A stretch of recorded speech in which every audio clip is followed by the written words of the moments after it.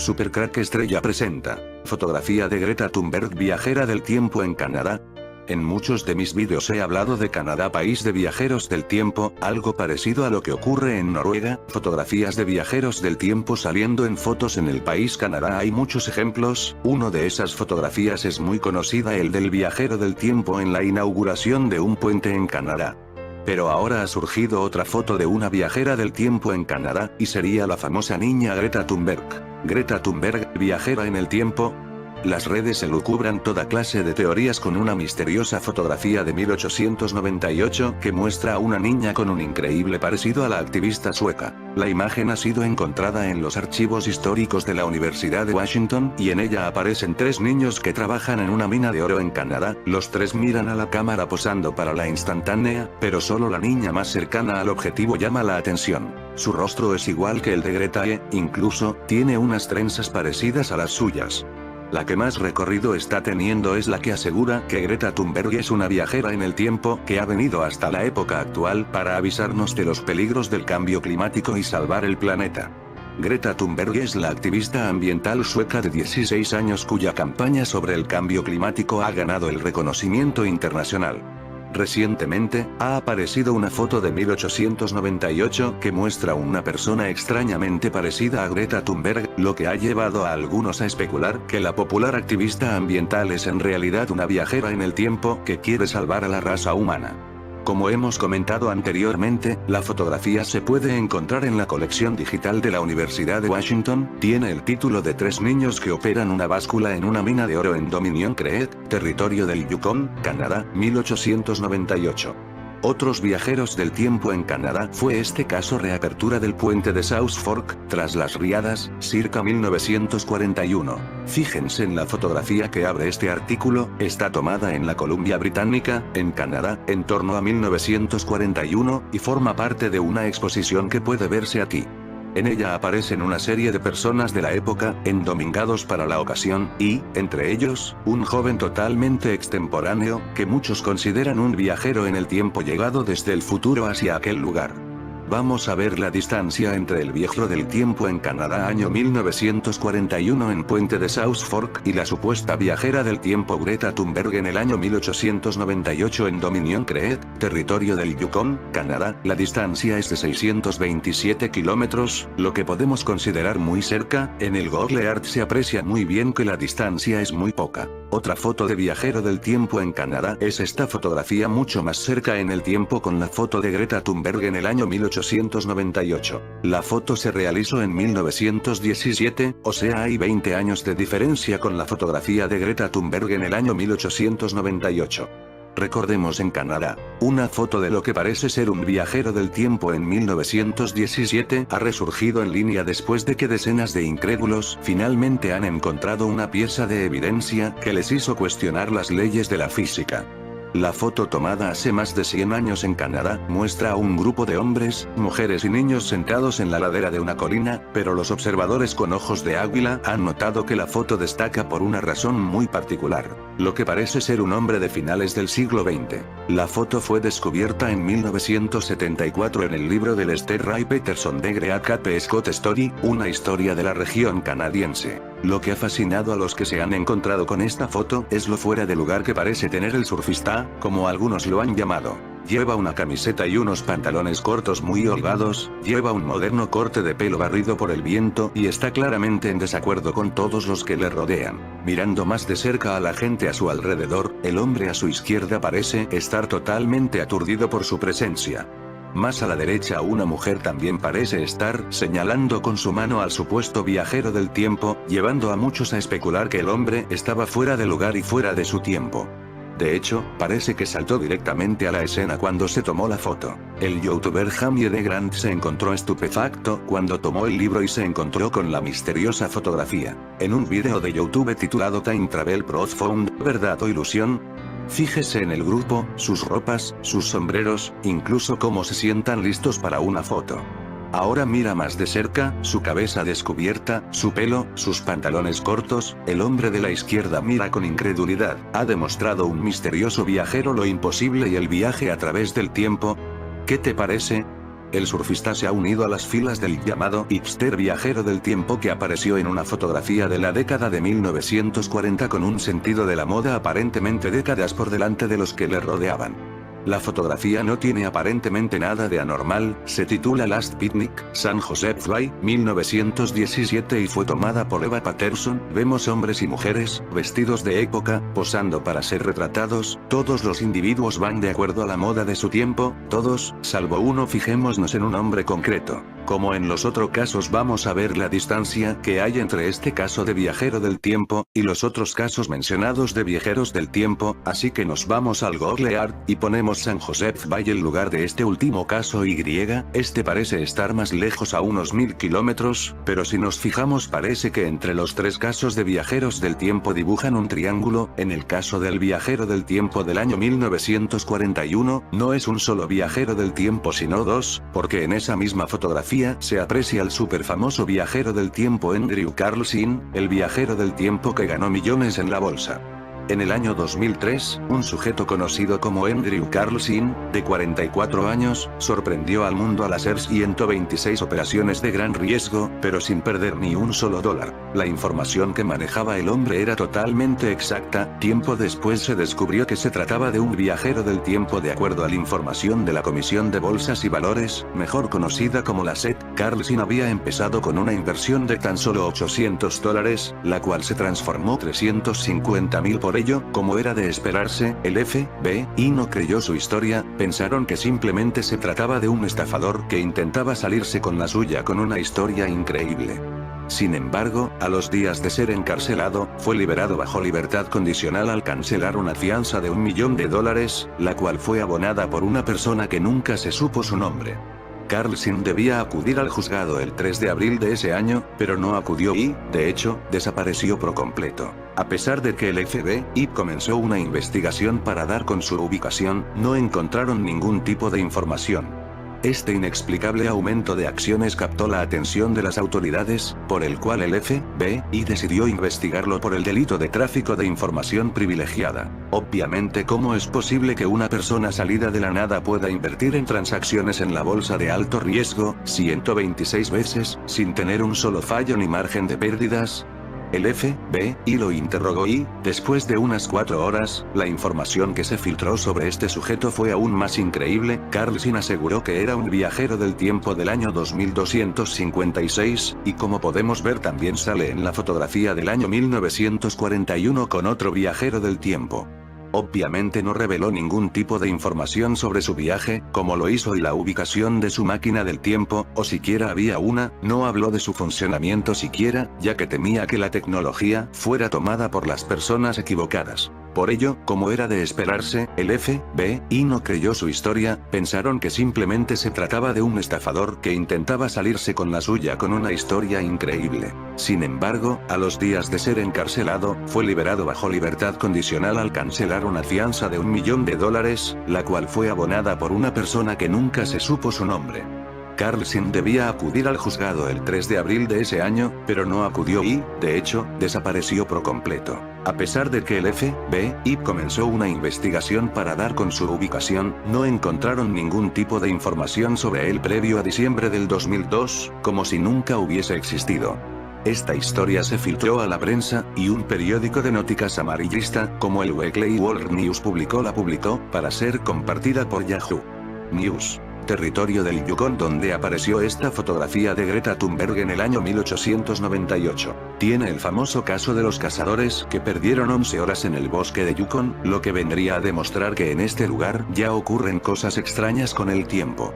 Recordemos de este lugar es la fotografía de Greta Thunberg en el año 1898. Pero además aquí también aparecen los famosos ovnis cigarros o con forma de puro. Recordar mis vídeos, lo que siempre digo de que este tipo de ovnis son máquinas del tiempo. Pues bien, en el lugar donde aparece esta supuesta viajera del tiempo Greta Thunberg hay casos de avistamientos de ovnis con forma de cigarro. En la noche del 11 de diciembre de 1996, más de 30 personas en diferentes lugares de escasa densidad de población en los territorios del Yukon, Canadá, reportaron haber visto una enorme nave nodriza ovni, con hileras de luces, volando como un encuentro cercano del primer tipo. El documental ves evidencia. Top 10 UFO Sightings enlista este avistamiento con múltiples testigos en el Yukon, como número 8 de los 10 casos de ovnis de todos los tiempos. En esa película el famoso físico de los platillos voladores, Stanton Friedman, dice de este caso. En fin, amigos de Supercrack Estrella, si el video te gustó, pulgar arriba.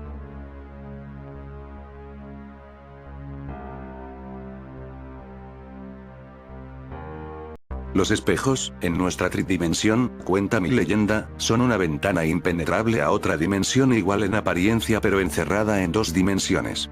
Un universo paralelo en que se diferencia únicamente esa condición espacial. Asimismo, digo que dentro de ese plano bidimensional, los espejos que tienen están encerrados en una monodimensión. En esta monodimensión existen los espejos que reflejan lo mismo pero repitiéndose la condición monodimensional. Aquí sería como si fuera el número 1 en el ámbito de la multiplicación y división. Ocurre lo mismo en sentido creciente, es decir, nosotros somos lo que ven en sus espejos los habitantes de la tetradimensión, y así, hasta el infinito, donde se juntan las paralelas. En esta última, que es siempre ulterior a todas, es la dimensión de la verdadera realidad, y nosotros, como todas menos esa última, somos meras copias. La no existencia de espejos no revela la no existencia de esos universos paralelos, sino más bien la inexistencia de esas ventanas que nos permiten observar esa dimensión inmediata e inferior. Cuando nos miramos en esos elementos que creemos reflectantes, nuestros seres paralelos hasta el infinito hacen lo mismo, viendo todo sucesivamente solamente la dimensión inmediatamente inferior. Si damos un paso a la izquierda, nosotros de la tercera dimensión, nuestro otro yo, la del espejo, el de la bidimensión, repite en un mismo tiempo en sentido contrario. Llamando, así, su derecha, izquierda. A saber, por lógica, el ser paralelo de la monodimensión llama, a igual que nosotros, izquierda como izquierda y todas las dimensiones de carácter impar coincidentes en esa mismidad. Y los pares entre sí, tienen también esa coincidencia contraria a la impar. Esto divide los universos en dos grupos también infinitos. Digo que, tal vez, poniendo los espejos enfrentados, algo ladeados para que podamos ver cómo, supuestamente, se reflejan los reflejos, vemos las otras dimensiones también, pero es erróneo, todos están en la bidimensionalidad. Este pseudo efecto visual nos dice que cada dimensión también está multiplicado hasta el infinito.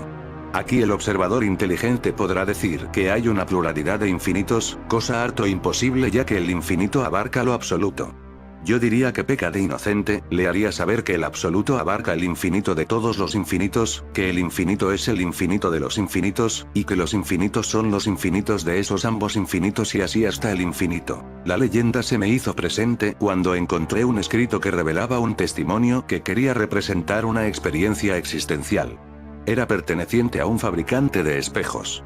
Lo encontré en una biblioteca de Madrid, una simple hoja de papel metida entre libros que, al agarrar uno, cayó al suelo, era amarillento, sencillo y con 3 dimensiones. Este hombre se presentó sin nombre, sin reflejar tiempo de la experiencia, con un castellano que lo identifica como español. Y, en un trozo testifica. Estaba finiquitando el azogue de un espejo, mientras atrás mío había otro terminado que solo le faltaba pegar a un destinado marco de estilo decimonónico. Ambos espejos eran gemelos de un pedido para una familia de Zaragoza. Os parecerá raro, pero vi frente mío no un reflejo, que es lo esperado, sino más bien una realidad extraña. Asustado y curioso posé la mano y no toqué superficie, sino que traspasé, di cuenta que una puerta se había abierto, una puerta a no sé qué, y mi otro yo también traspasaba esa puerta ya que mi mano salía, la del otro yo, donde estaba mi resto de persona, una mano que no me fue táctil. Alucinado por lo que pensé un efecto óptico, y, acojonado a la vez, cogí valor y me lancé a ese otro lado, que por extraña razón una fuerza, como si me succionara me lanzó chocando luego así mi antebrazo con el espejo enfrentado, moviéndolo y cerrando por fin la puerta, como después comprendí. Giré torpemente para regresar y choqué contra el espejo que había traspasado y golpeándolo lo destrocé. Ahora, dije, me he quedado atrapado y desesperado en esta pesadilla. El pobre hombre quedó asustado, con el equilibrio perdido ya que, también dijo que tuvo que aprender a ponerse de pie, a caminar con propiedad, que su cuerpo no era el mismo, que era igual pero distinto, que la superficie era igual pero distinta, que los objetos de la misma manera, que el cielo también, todo correspondía a otra dimensión menos sofisticada que no sabía explicar, que, todo es menos bello, aunque igual se ve, todo es más vulgar, como si mis ojos fueran distintos, como si me poseyeran unas gafas horrendas. Cabe explicar, según mi leyenda, la que cuento, que todos los yoes de su persona de todas las dimensiones habían traspasado su respectiva dimensión inferior y que por fuerza todos experimentaron su horror. Por un instante de la eternidad estos hombres, que es él mismo y sus otros, vivieron una experiencia urbórica. La desesperación, de ese infinito ser, lo llevó a una depresión que le hizo perder su familia que lo entendió como un loco, a perder su trabajo, a aislarse al abrigo de su nueva y única manía, volver.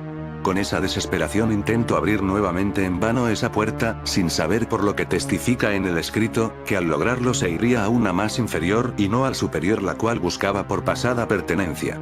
Y dice, tratando de adaptarme a mi nueva situación para mi propia supervivencia, en paralelo estuve abnegado a tratar de volver. Fue en vano y abandoné. Lo pensé todo, pensé que la única manera era repitiendo a los espejos que fabriqué, que al enfrentarlos lo lograría de vuelta. Luego pensé que, al fallar siempre, estaba condicionado el paralelismo de los espejos, que debería de ser exacto y que harto imposible salvo una casualidad, la cual perseguí, no lo podía lograr. Que era como sacar 2 veces la lotería con los mismos números. También declara.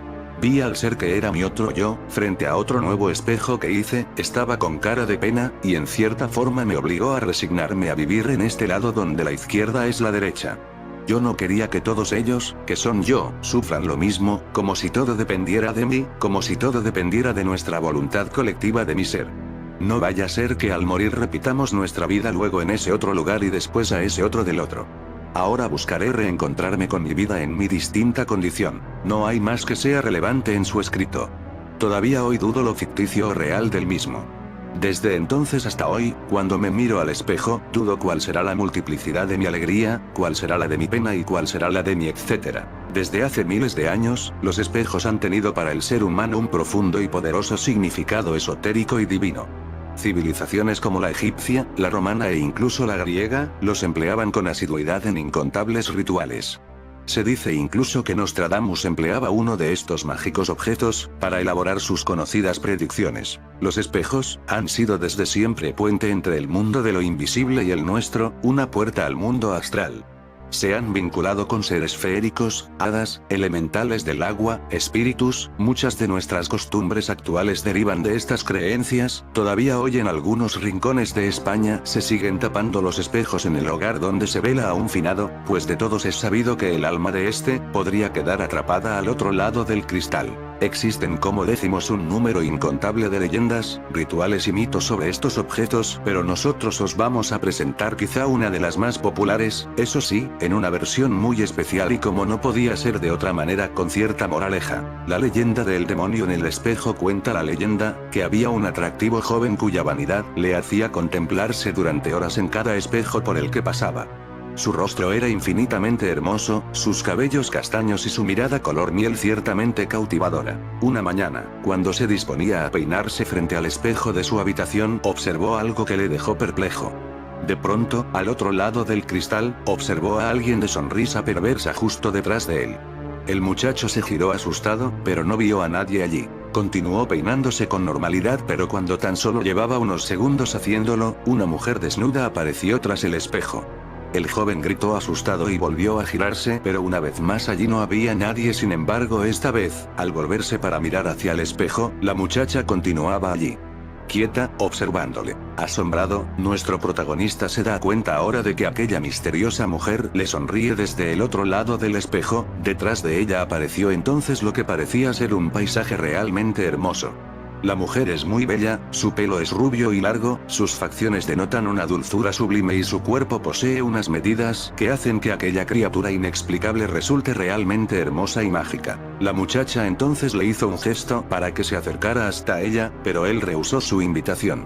Ella sonrió y tímidamente acercó su dedo al cristal. Él poco a poco, aproximó también su mano hasta el espejo y al fin se tocaron. Una suerte de electricidad atravesó entonces el cuerpo del joven, las manos de la mujer eran muy suaves y notó como todo su cuerpo comenzó a excitarse. Ella suavemente empezó a tirar de él hacia el espejo. Sin apenas darse cuenta el chico fue adentrándose en el espejo, primero un brazo, después su hombro, suave y lentamente. La chica entonces se giró y comenzó a caminar, sus curvas son realmente provocadoras.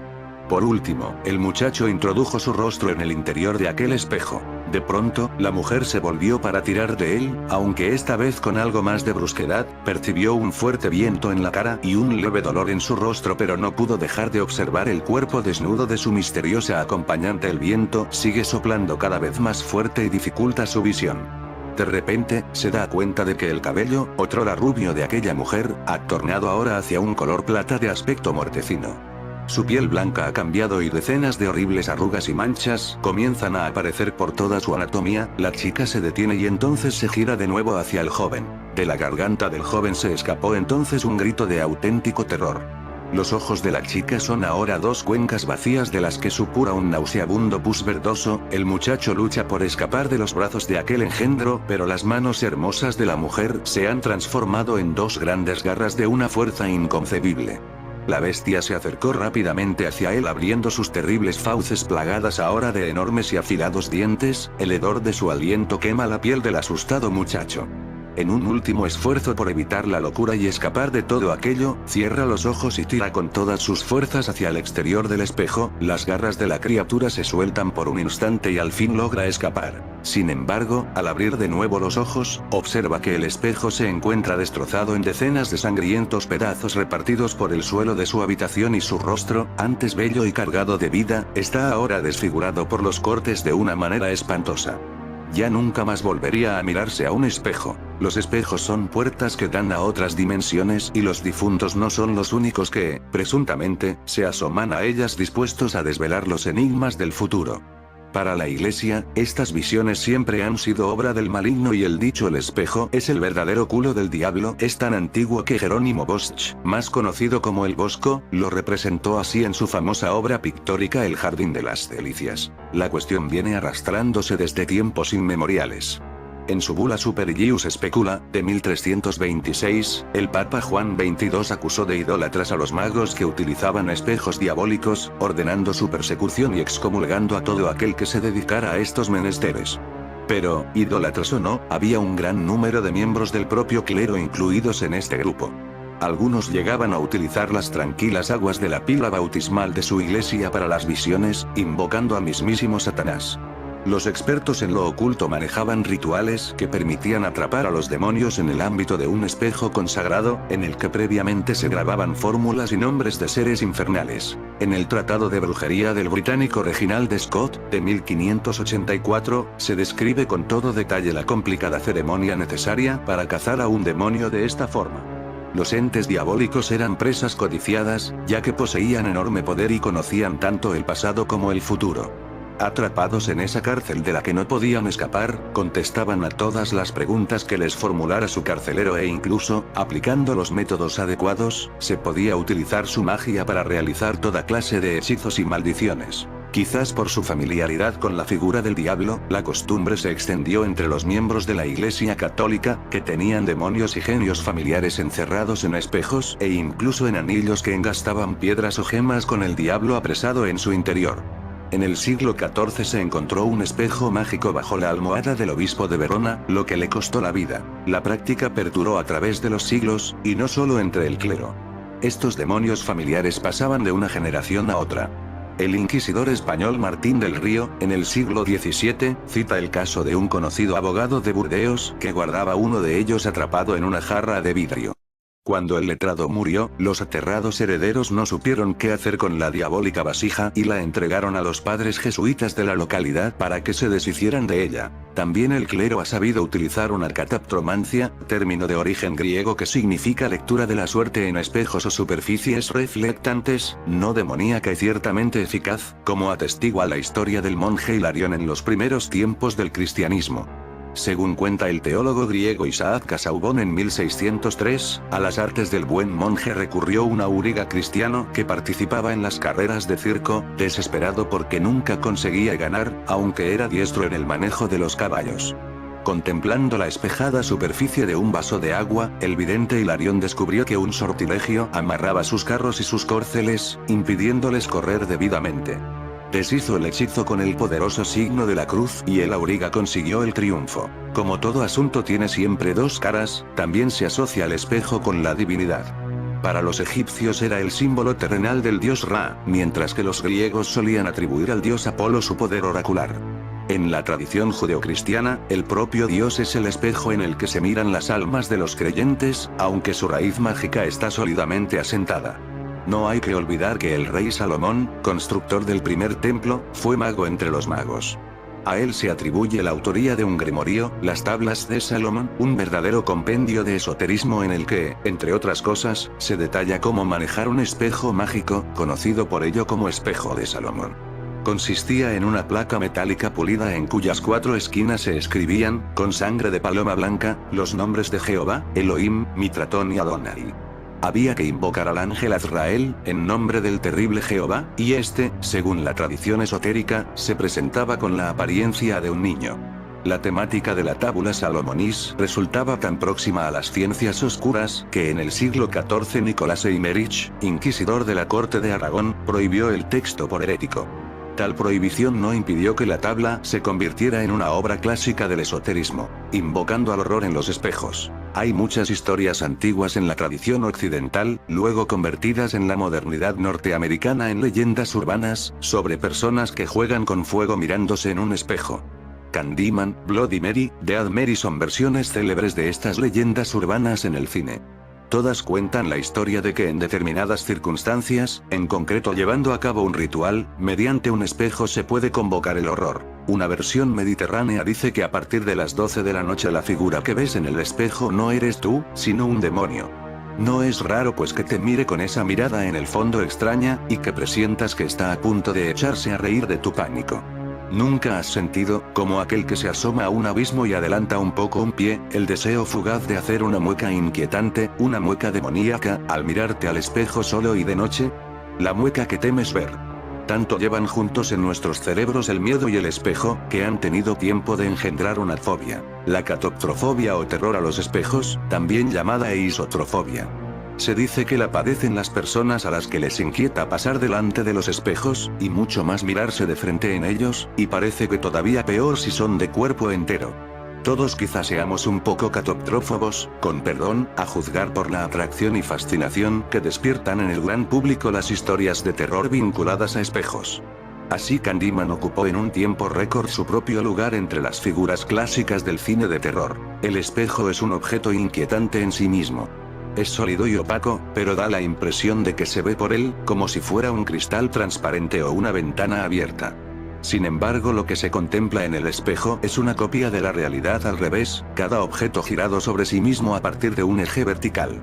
Las cosas al revés son iguales y extrañamente diferentes al mismo tiempo, especialmente cosas sutilmente asimétricas, como los seres vivos y sus caras. Mirarse en un espejo es fundamentalmente mirarse la cara, parece que para esto se inventaron, y de hecho solemos casi siempre ver nuestra cara solo en espejos, salvo en las fotos y demás. Así, al revés, tomamos desde pequeños conciencia de ella y nos la aprendemos. Cada uno es el único ser que suele pensar en su cara al revés. La reproducción interdicte. El cuadro que René Magritte pintó hacia 1937 y tituló La reproducción prohibida muestra a un hombre de espaldas que mira un espejo y recibe la imagen de sí mismo mirándose desde detrás, desde el ángulo de alguien que está a su espalda. Puede entenderse desde el punto de vista del pintor y del espectador, como una cara que se resiste a mostrárseles pese a estar enfrentada al espejo. O puede verse, lo que resulta más perturbador, desde el punto de vista del hombre del cuadro.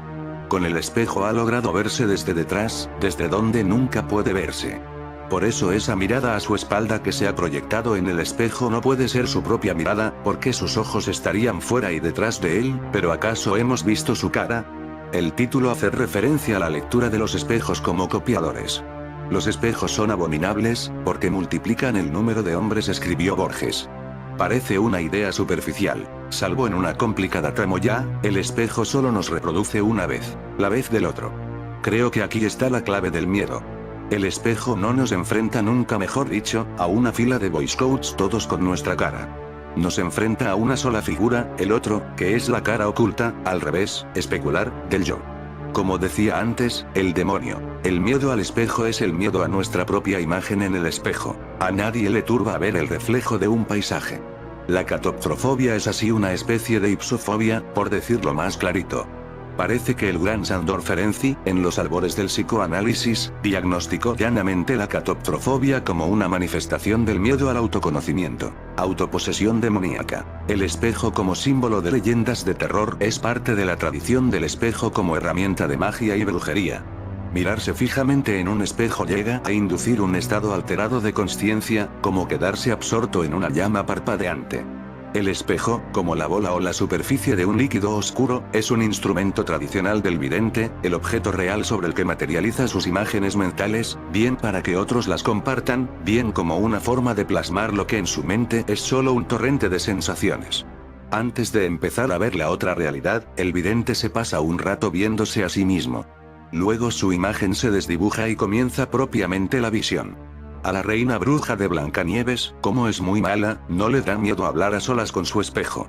La reina conoce bien las artes demoníacas y el espejo le sirve para fortalecer su propia identidad, para reconocerse en toda su belleza. Efectivamente, lo que el espejo provoca, si te quedas absorto en tu reflejo en él, es la extraña imagen de tu propia belleza, una belleza rara, al margen de tu yo, al margen de la imagen que te has construido para los demás y que se ha acabado convirtiendo en tu propia consciencia. Tu imagen controlada, la imagen de tu yo, se desdibuja al rato de mirarte. Luego surge esa imagen de ti mismo en la que de pronto no te reconoces, esa especie de personalidad ajena que te está mirando de vuelta con algo de sorna, y que no es sino el extranjero audaz que vive dentro de ti mismo. A que aparezca ese tú extranjero es a lo que temes cuando temes llegar a ver algo en el espejo. Y ese es llanamente tu miedo al demonio. Por eso, de los pentagramas invertidos, y más con una cara de chivo en el centro, como se usan en el satanismo, se dice que son básicamente espejos. Digamos que puedes mirarte en un espejo y llegar a ver la cara del demonio, o puedes mirar la cara del demonio y llegar a verte reflejado como en un espejo, da igual la dirección. La otredad del demonio es solo desconocimiento de lo que eres, autoalienación. Si crees que viene hacia ti desde muy lejos, es que intuyes enormes extensiones inexploradas dentro de ti mismo. Pese a cientos de años de religiones, hay dos rasgos del demonio que sabes bien. Uno es que el demonio siempre se ríe, lo que es un anuncio indisimulado de placeres prohibidos. Otro es que el demonio te es extrañamente familiar. Se mete en tu cuarto, te mira por el espejo, te asusta con lo que más miedo te da. ¿No son pruebas de que es tu reflejo profundo? Deja de tener miedo de todo lo que realmente abarcas, de todas tus posibilidades. Símbolo de conocimiento, de la verdad, de la claridad, así como emblema de la inteligencia divina, el espejo ha fascinado siempre al hombre por la belleza que reproduce a su alrededor. La idea de la creación misma. El hombre primitivo revistió a las superficies reflectantes como los lagos o estanques de aguas cristalinas, los primeros espejos conocidos, con un simbolismo extremadamente rico que todavía estimula la imaginación.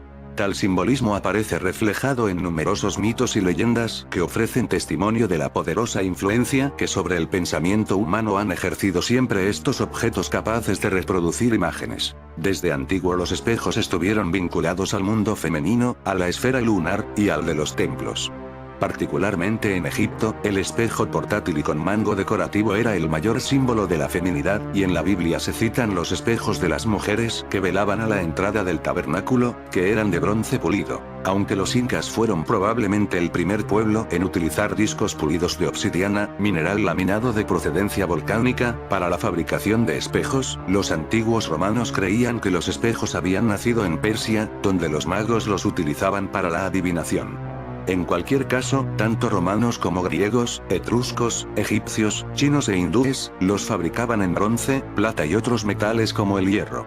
A pesar de que los fenicios introdujeron el espejo de cristal en el mundo mediterráneo, el empleo de esta materia no se generalizó hasta el siglo XVIII. Venecia ostentó el monopolio de su fabricación hasta que en el siglo XVII empezaron a fabricarse en Francia para la decoración de palacios y mansiones aristocráticas. Desde entonces su popularidad ha ido en aumento y en la actualidad no hay casa donde no se encuentren estos objetos. Ningún otro artilugio puede devolvernos con más exactitud nuestra imagen y nuestro interior. En un espejo chino del Museo de Hanoi puede leerse la siguiente inscripción: como el sol, como la luna, como el agua, como el oro, soy claro y brillante y reflejo lo que hay en tu corazón. Quizá por ello los filósofos de la antigüedad no escaparon a la fascinación de los espejos. Sócrates y Séneca preconizaban su uso como un medio para conocerse, mientras que Platón aconsejaba el uso del espejo a los jóvenes para que observasen en él los progresos que la virtud marcaba en su rostro. Los psicoanalistas modernos también se han dejado hechizar por sus destellos y lo consideran un símbolo de la psique por su poder para reflejar el lado tenebroso del alma. Símbolo mágico de la memoria inconsciente y de la inteligencia divina, morada de Dios y de la esencia de Buda, el espejo reproduce el universo y sus misterios, como si fuera un prodigio donde la ilusión y la realidad se entremezclan. Espejo 02. En muchas sociedades tribales se creía que el reflejo humano en el agua era el alma, ya que se pensaba que ésta podía existir separada del cuerpo. Pero también se creía que en los ríos y en los lagos habitaban los espíritus de las aguas y que estos podían atrapar el reflejo humano y capturar su alma. De ahí surge probablemente la creencia en diferentes latitudes de que la persona que ve en sueños su reflejo morirá pronto y también la superstición relativa a su poder para robar el alma. Así se explica la extendida costumbre de quitar los espejos de los cuartos de los enfermos, por si el espejo se lleva el alma de las personas debilitadas. Dar la vuelta o quitar un espejo cuando alguien fallece es otra costumbre derivada de la misma idea. Todo aquel que se mire en él tras la muerte de una persona, morirá pronto. Según una de estas creencias más populares, si un espejo se rompe sobrevendrán 7 años de desgracias. Asimismo, un espejo que se rompe al caerse sin que nadie lo toque es señal de la muerte inminente en un hogar. Sin embargo, existen varios antídotos para las desgracias que pueden sobrevenir si se rompe un espejo. Uno de ellos consiste en enterrar los trozos rotos bajo tierra y otra en lanzarlo a una corriente que fluya en dirección sur, de esta forma las aguas lavarán el maleficio. Los chinos tenían la costumbre de colgar pequeños espejos en las casas para ahuyentar a los espíritus maléficos, se llevarían un buen susto al verse reflejados en ellos. En cambio, en otras culturas se cree que los demonios y vampiros no se reflejan en ellos porque carecen de alma, mientras que los antiguos aztecas protegían sus hogares de las brujas por la noche dejando un cuchillo en un cuenco de agua en el umbral. En la Europa de principios del siglo XVII se puso de moda llevar pequeños espejos en los sombreros para evitar los rayos del mal de ojo. En Italia se le ponía veneno al espejo, y una bruja especialmente maléfica se había mirado en él. Las supersticiones también se extienden al campo de la adivinación. Una muchacha que mire el reflejo de la luna en un espejo podrá saber cuándo se casará. Si este rito se realiza en Halloween, la joven tendrá además una visión de su futuro esposo. Por su capacidad para duplicar la realidad, los espejos han sido siempre un medio de acceso para la magia y lo sobrenatural, y ya en la antigüedad el arte de la adivinación por medio de espejos, conocido como cristalomancia, era practicado por magos y arúspices de muchas culturas. Las antiguas brujas de Tesalía escribían sus oráculos en espejos con sangre humana. Se cuenta que enseñaron a Pitágoras a adivinar sosteniendo un espejo en dirección hacia la luna. Este tipo de adivinación adoptó formas muy sofisticadas a lo largo del tiempo y no solo se utilizaban recipientes de plata, piedras preciosas y agua en un cuenco, sino también las uñas de los dedos muy pulidas. Los espejos muy bruñidos y pintados de negro en el lado convexo se consideraban excelentes instrumentos para desarrollar la clarividencia, de forma similar al uso de una bola de cristal. Catalina de Médicis y Enrique IV tenían espejos mágicos a los que consultaban con frecuencia. Alberto Magno y Cornelio Agripa hacían predicciones con un espejo, así como Cagliostro. También John Dee, el mago real de la reina Isabel I de Inglaterra, utilizaba un huevo de cristal y un espejo negro de obsidiana. Un procedimiento habitual entre los adivinos consistía en sumergir un espejo de metal en el agua y según se viera el reflejo, desfigurado o claramente definido, se auguraba si la persona iba a vivir mucho o a morir. En la Edad Media se creía que las imágenes formadas en un bola de cristal o en un espejo eran causadas por Dios o por los malvados demonios que habían quedado atrapados por la magia, pero modernamente se han propuesto explicaciones naturales para las imágenes que afloran al pensamiento cuando se escudriña un espejo con fines adivinatorios. Son los estímulos ópticos de la capacidad imaginativa los que provocan las visiones. Con práctica y paciencia puede aprenderse este arte. Algunos especialistas dicen que cuando la clarividencia se desarrolla, el espejo aparece cubierto de una especie de neblina, que luego deja traslucir formas y colores. A medida que se desarrolla la habilidad perceptiva, se agudizan las formas y colores dejando entrever objetos discernibles, personas y símbolos. Para las personas con habilidades psíquicas naturales, el avance es rápido si aprenden a relajarse profundamente. Los estudiosos del ocultismo utilizan espejos para adentrarse en el mundo de los espíritus. Mirar fijamente en uno permite supuestamente obtener visiones de los guías espirituales y ayuda para conseguir una visión áurica, es decir, la habilidad para ver el aura de los demás. El espejo en la magia. Una de las diosas que se sirven de su espejo mágico es la egipcia Isis.